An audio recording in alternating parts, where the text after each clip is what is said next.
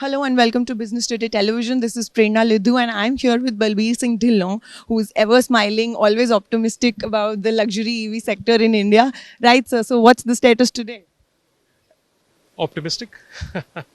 So we are actually very happy to be in India at my age.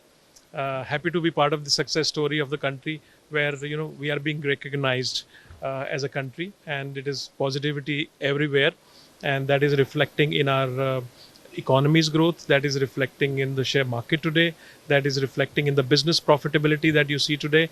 That is reflecting in the automotive industry. I think this year is going to be the best ever year for the automotive industry. I think in general, we believe that the automotive industry will touch about 3.85 million cars this year, and so is the luxury segment. I think this year we will touch about 47,000 cars. Though the luxury segment in cars industry is about 1.5% of the car segment, so it is still very small, but still it will be the best year ever. So I think in general, my belief is that we are at the right place, right space, and as a country we are growing, and this growth has a lot of potential. And the fact of the matter is that though we are the third largest car market today, penetration of cars is still less than 30 cars for every 1,000 people. Of course, we may not become 600, 500, but even if you touch 100 cars for every 1,000 people, you can imagine the industry will become 3 times or 4 times. So I think we are looking at a growth which is sustainable, the growth that will continue to happen in next not just couple of years but couple of decades. So that is where my optimism comes from. Superb. So also for the benefit of our viewers, at the launch of the Audi e-tron, Audi Q8 e-tron today and the sportback version, tell the viewers, tell us how is the facelift different? What is in it for the new customer?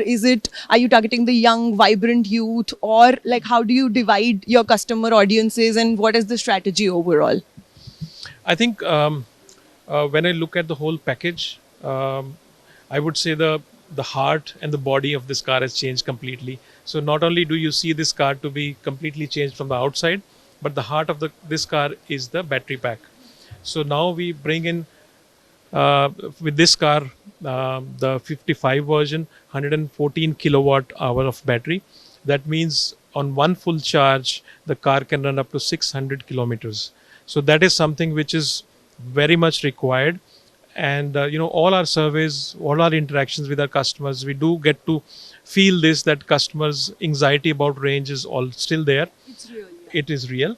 And most of the customers end up driving these cars only within cities, not intercity. I think with this car, what we want to achieve is that potentially this car could become the only car at customers' houses, because most of what we see is that so far the customers have bought an electric car as their second car or one of the cars that they have.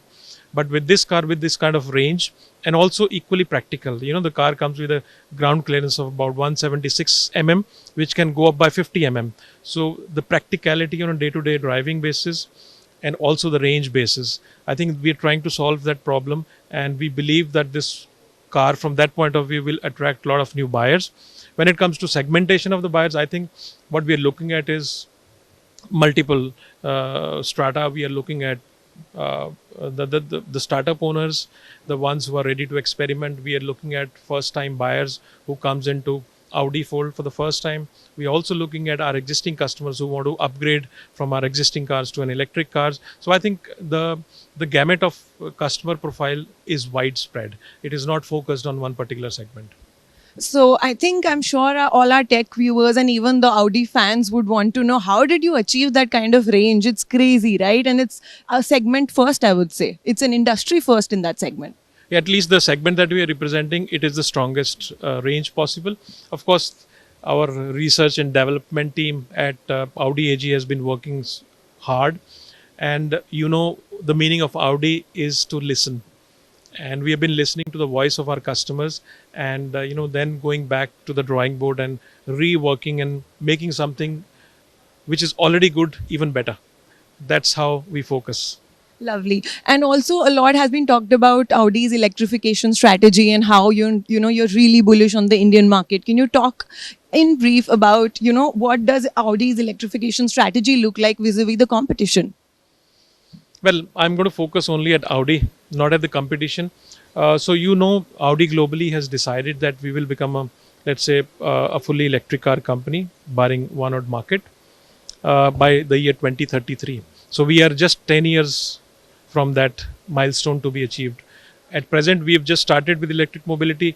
The cars that we are selling today are all above 1 crore. So we are representing a very limited segment today. I'm sure in the years to come, like globally, we'll have many more electric cars coming in. Some of these cars will also find their way to India.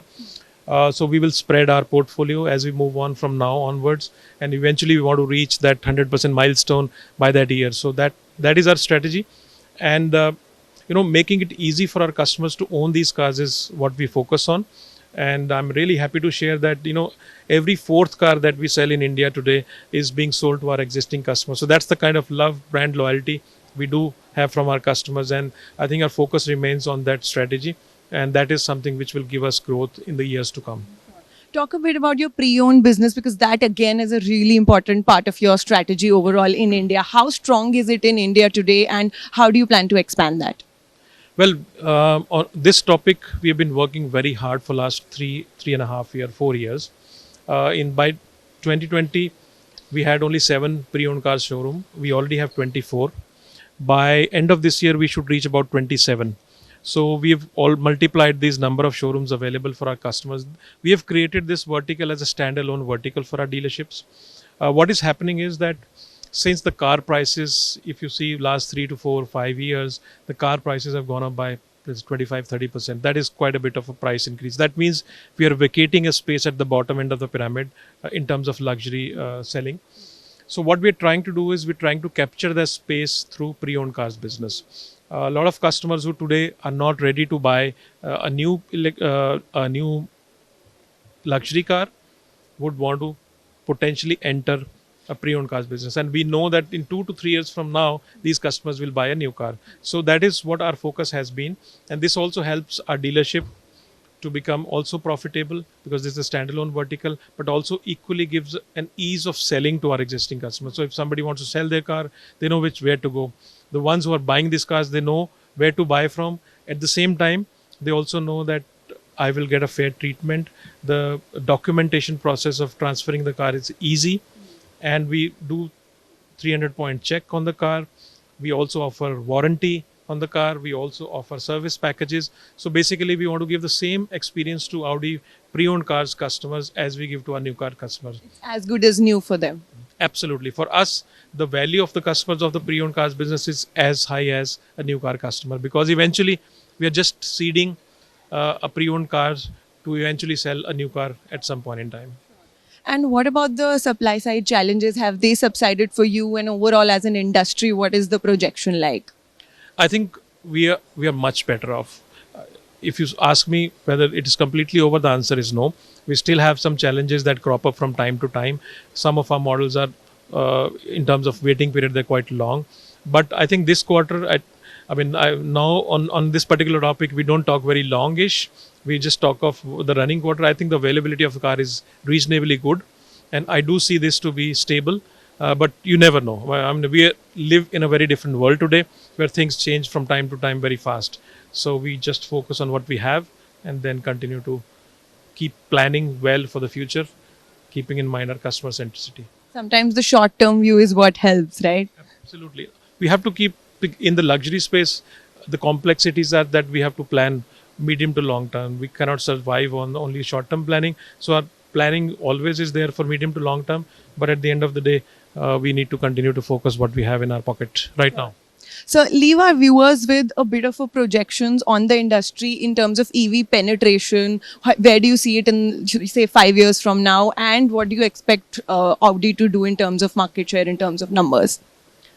Okay, so I think my estimate is that the EV penetration in the luxury space should be close to about 50% by 2030. And that's the way we look at. For our own selves, we believe by the year 2025 or 2026, we should reach 15%, and thereafter it should grow fast.